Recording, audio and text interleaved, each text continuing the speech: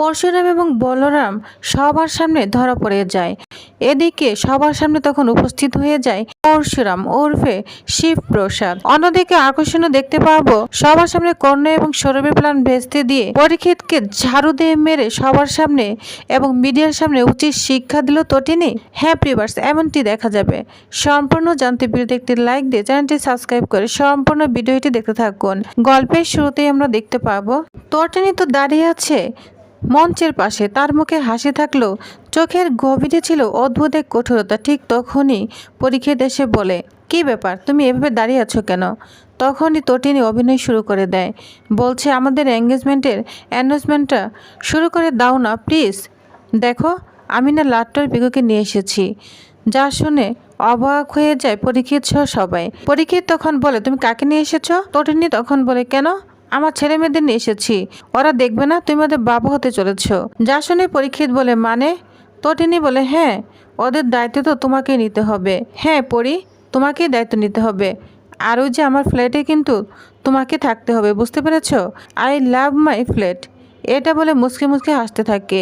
যা শুনে কর্ণ বলে, হ্যাঁ হ্যাঁ থাকবে, আগে রিং সেরিমনিটা শেষ হোক, তারপরে কথা হবে। কিন্তু আমরা দেখতে পাবো ঠিক তখনই আনন্দের পরিবেশে ছায়া ফেলে কয়েকটি কণ্ঠ। তটিনীর পছন্দ করা সেই কৃষ্ণকীর্তন লোকজন, তারা গান গাইতে শুরু করে দেয়।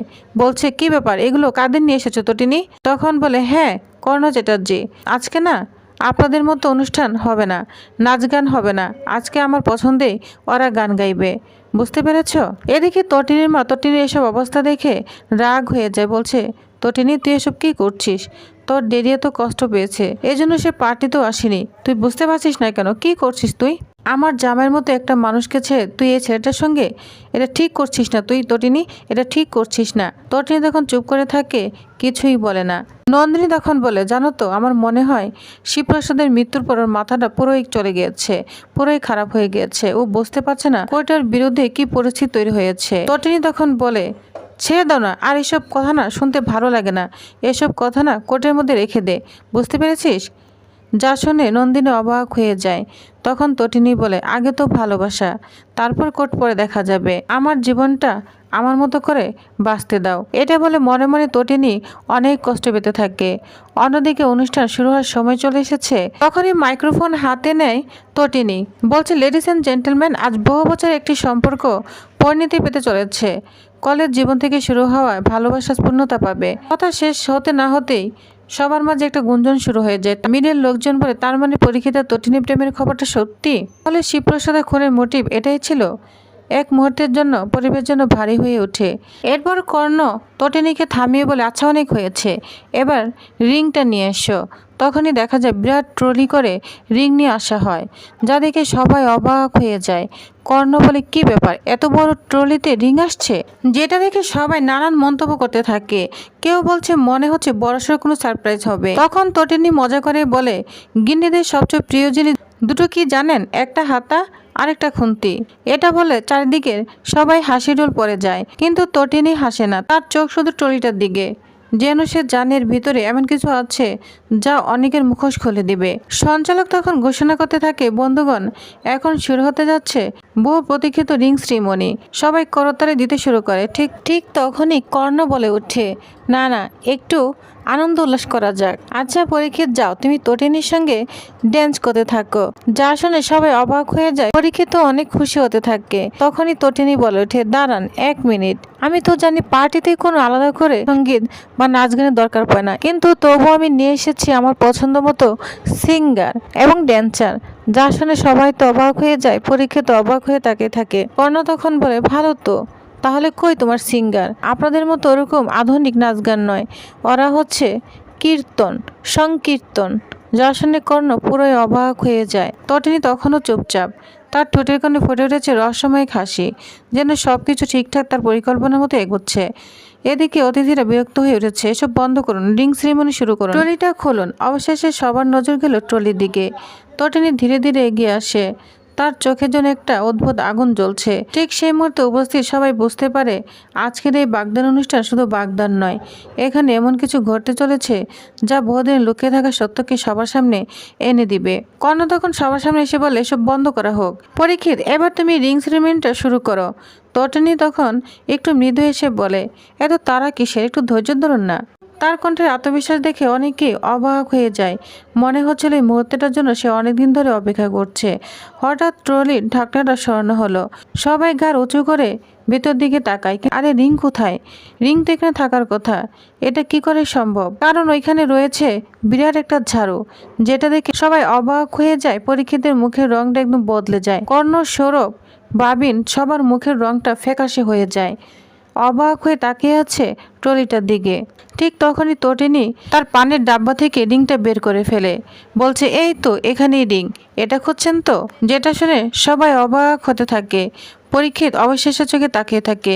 রিংটা তোমার এখানে এলো কি করে? তটিনী উত্তর দেয় না, বরং ধীরে ধীরে মঞ্চের মাঝখানে এগিয়ে আসে।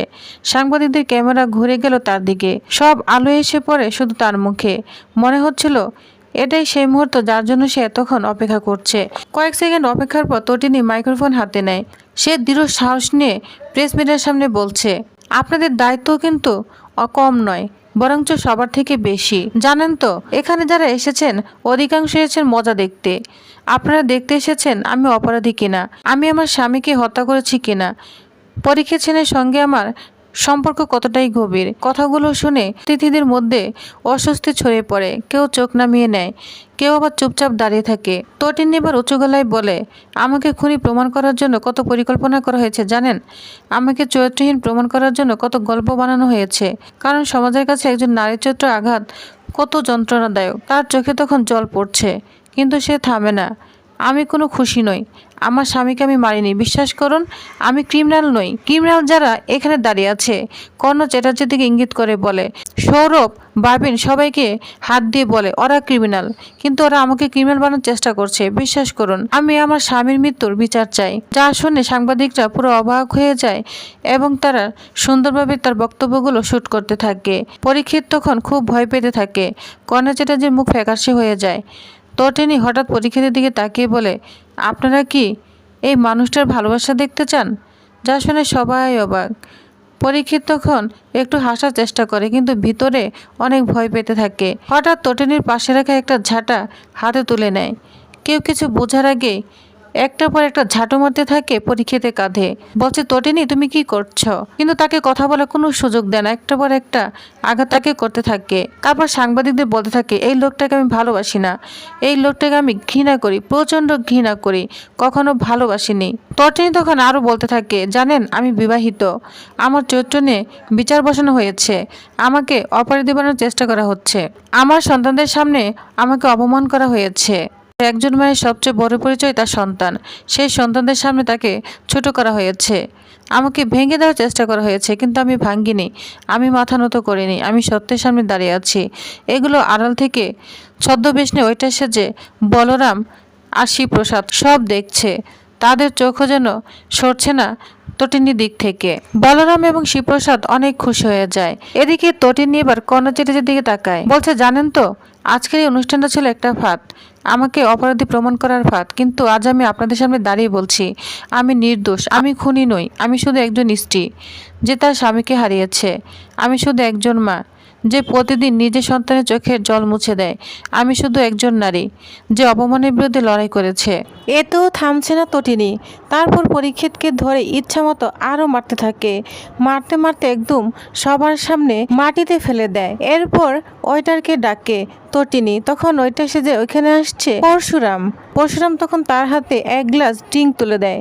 সেই ড্রিঙ্কস পরীক্ষিতের মাথায় ঢেলে দেয়, যা দেখে কর্ণ, সৌরভ সবাই আরও অবাক হতে থাকে। অন্যদিকে দেখা যায় সৌরভ মহেশ মজুমদারকে বলে, স্যার বলুন আপনাকে কে আক্রমণ করেছে? তখন সে খাতায় লিখে দেয়, পরশুরাম। তখন সৌরভ বুঝে যায় এর পিছনে কে রয়েছে। গুন্ডা লাগিয়ে দেয় সাথে সাথে। এবং ধরে ফেলে বলরামকে ইচ্ছা মতোই তার গুন্ডারা মারতে থাকে। মারতে মারতে একদম মরার মতো করে ফেলে, মাটিতে লুটিয়ে পড়ে বলরাম। এদিকে তখনই হাজির হয় পরশুরাম ওরফে শিবপ্রসাদ। তো ভিউয়ার্স, তাহলে আজকের পর্বটি কেমন লেগেছে? অবশ্যই ভালো লেগেছে আপনাদের। পরবর্তী আপডেটটি পেতে অবশ্যই আমার সাথেই থাকুন। ধন্যবাদ।